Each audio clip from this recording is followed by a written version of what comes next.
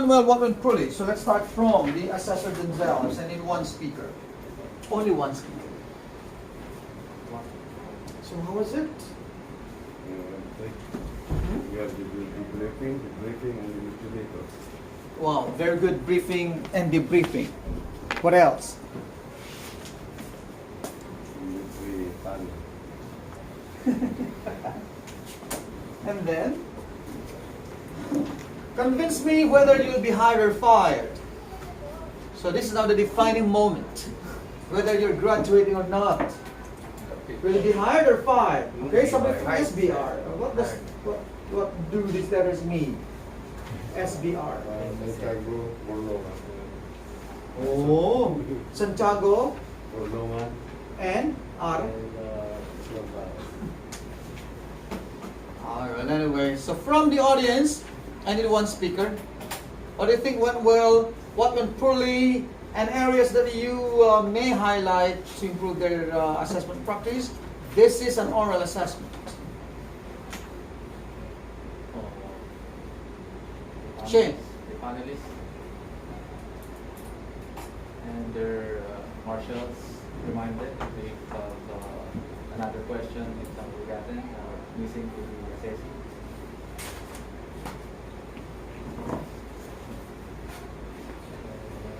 For introduction, they make it in good honors and debriefing. Okay, would it be all? That's all. Okay, thank you very much. Your hands again for our assessors here. Wow, a huge congratulations, gentlemen and more gentlemen, for a, I would say, job well done. So we saw an oral assessment, and then I commend you the preparation, the huge preparation, or I should say, enormous preparations that you put in to making these oral assessment possible. So this is, of course, evident through the score sheets that you created, and then even the arrangement of the tables. So you planned how this should be arranged, and also thinking about how you will be dressing up today. So that was an oral assessment simulation that started with briefing. Okay, so of course, if you are to look at and review the assessment process from making preparations down to the debriefing, well, again, congratulations, because you touched all these. So if I'm going to have a checklist, we will be checking all these particular areas. Okay, so I mentioned already about making preparations. Okay, in addition to that is the strong teamwork, the coordination among yourselves. And probably you have had sort of practice. That's why you knew what to do, okay, from the opening up to the closing. Briefing, okay, was also given, wherein I heard about the scope, about the criteria, about the policies. So this was made really clear to your candidates. And then only one thing that I did notice about the readiness, though there was a question, are you ready? Okay, sometimes again, so this is not a strong question. So if you could make it stronger, when I say, rather than asking, are you ready? So you may ask them to repeat what the criteria is all about, or what they, or a piece of information that they understood from the briefing. Because, you know, these are candidates, and then no one will say, no sir, I did not understand any of those. Now, if you could, of course, in reality, if you could give the criteria ahead, because this is how the candidates should be preparing for the oral assessment. So they should know about what are these things that you will be scoring. Like in your case, you want the content, the volume, and the clarity to be measured or to be graded or scored.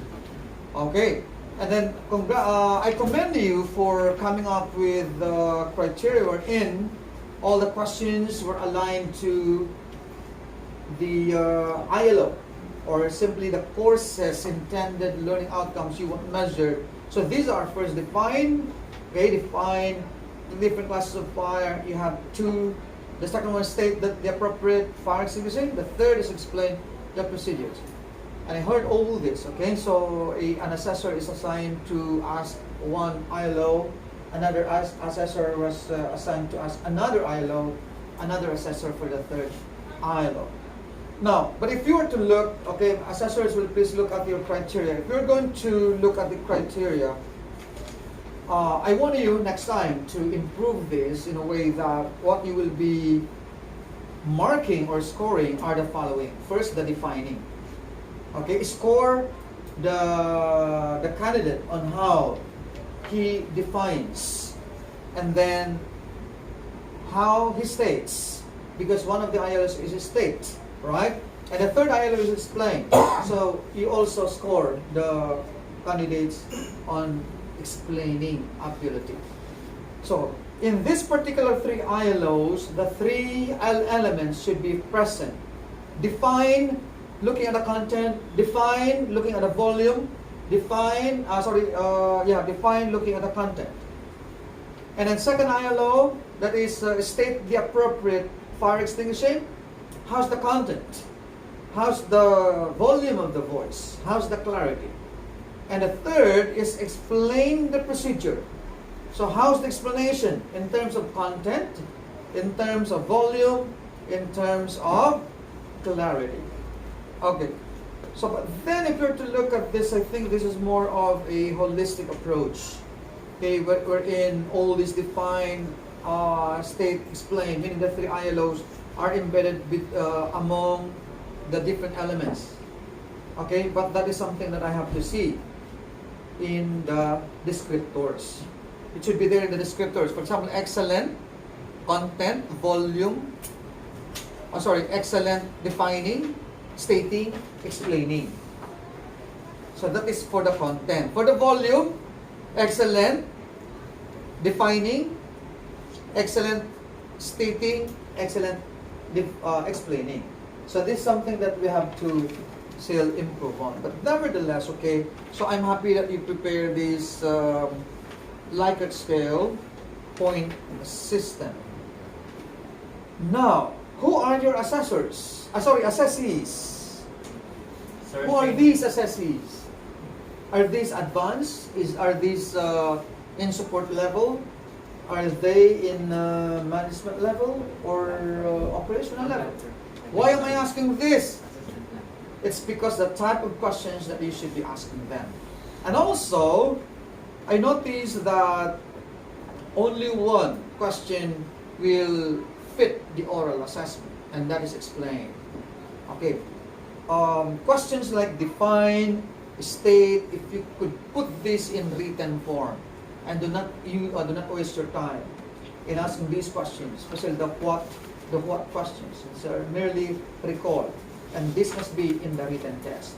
So again, you have only a few minutes. But if why am I asking again about the rank or the level of responsibility? Because if this is for management level oral test, in reality it must be 1 hour or 2, so that long. Okay, but okay, lower level will have a shorter oral test. And again, this is an oral test. This is not a job interview.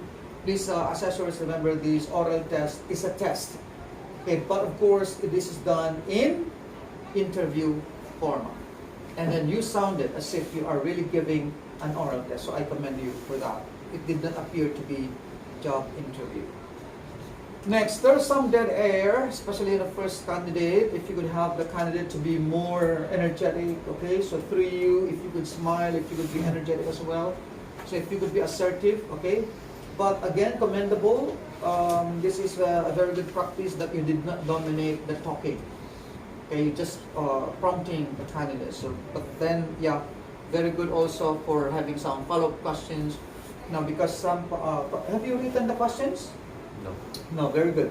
But, you know, for quality standards, if there would be an auditor, as much as possible, you write the major questions, the main questions. Follow-up questions, or this is what we call other questions, can be asked based from the circumstances. Whatever the candidates are saying, so you can come up with new questions, not actually written on your paper. But again, you still have to write for the sake of, just in case, audit. Because if the auditors would know that you will be conducting oral test, and then he might be asking, where are the questions? And then you're going to say, in my mind. So it must be You must have questions there. Written, practical, even the practical, the scenarios must also be there. Okay, so there was very good conduct of the oral test. Okay, you know who will be speaking, who will be asking. And then we now move to the documentation. Areas for improvement, some of the assessors are looking at the score sheets most of the time. You don't have to do that. Okay, so you set aside first the score sheet, you look at the person, listen well to the candidate, and then after that, let the candidate go out, give yourself 1 minute or 2, and then you mark. Do it, finish it, and then call the next candidate. So there must be 1 minute of silence or 2 before you call the next candidate, because it's wrong that you have not finished your score for the previous candidate. Debriefing, okay, let's go on to the debriefing job. All that, okay, so there was a debriefing.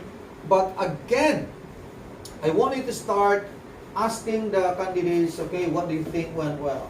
What do you think went poorly? Okay, so and then you give that scenario if you want to highlight something that the candidate has forgotten, so that at least he could self-correct, okay? So it's not good to say, okay, you're almost correct, okay, you got good score, but, you say, but, magiginig na yung candidate, okay? But that's very positive that you start that way. Oh, you're almost perfect. And then giving a hint that he will be passing. I hope, really, that you are sincere and transparent. Because if you do endearments especially during interview, oh, very good. Yeah, that's nice. That's correct. Without giving yet the result. So if you are not sure that it's really very good, it's excellent, don't say those endearments, so that at least you're safe. That during, debriefing and when you announce the score, if the person failed, at least you did not cheat or somehow you did not appear to be dishonest in saying excellent, very good. Yeah, so that's it. I think I have already covered everything. So you have all the reasons to celebrate and relax. Congratulations! And by the way, what's this for? This is for the two candidates, sir. Part of the preparation. Okay, banana cake. Next, please.